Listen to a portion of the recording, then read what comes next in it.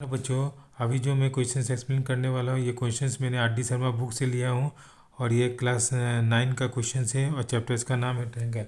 Now see the question.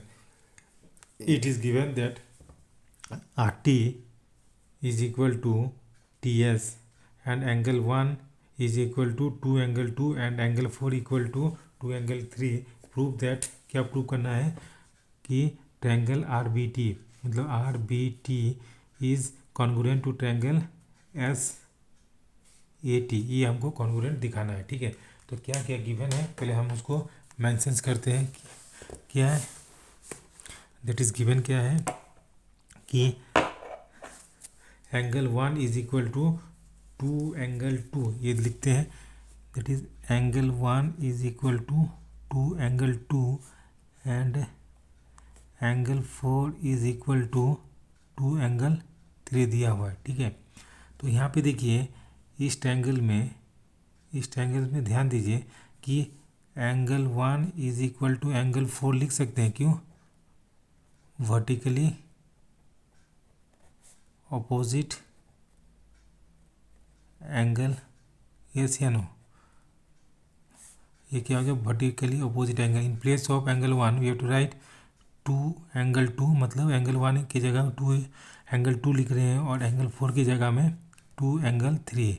तो ये 2 cancel हो गया, तो angle 2 is equal to angle 3 और इसको इक्वेशन 1 मान लेते हैं। मतलब दिस एंगल और दिस एंगल मेरा इक्वल हो गया। ठीक है, अब हमको क्या करना है, अब क्या देखना है कि देखिए ये एंगल 2 और ये एंगल 3 मेरा इक्वल हो गया और हम मेरा क्या गिवन दिया है, T R is equal to T S, ये मेरा गिवन दिया है।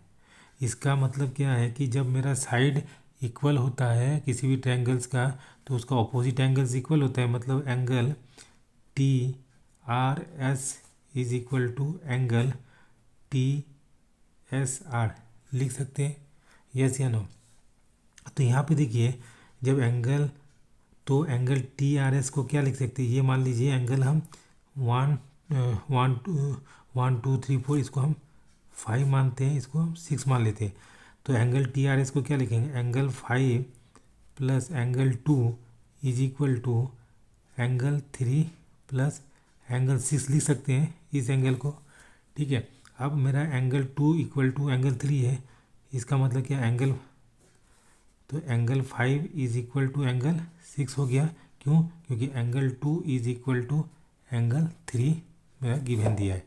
तो मतलब क्या एंगल 5 और एंगल 6 मेरा इक्वल हो गया, मतलब ये एंगल। ठीक है, तो अब क्या करते हैं, हम कौन सा ट्रायंगल लेते हैं, in triangle R B T. कौन सा आर बी टी? मतलब ये है आर बी टी, ये ट्रायंगल लेते हैं।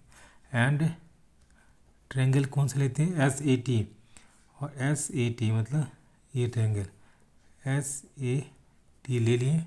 ठीक है, अब हम क्या करते हैं, देखिए इस ट्रायंगल्स में angle T is equal to angle T common है,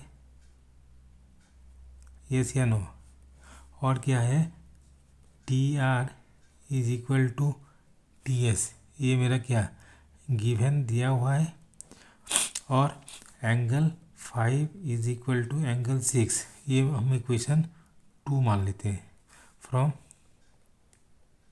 इक्वेशन 2 लिख सकते हैं, therefore triangle R B T is congruent to triangle S A T लिखेंगे बाय कौन सा, बाय आपका क्या हो गया, ये ए एस ए क्राइटेरिया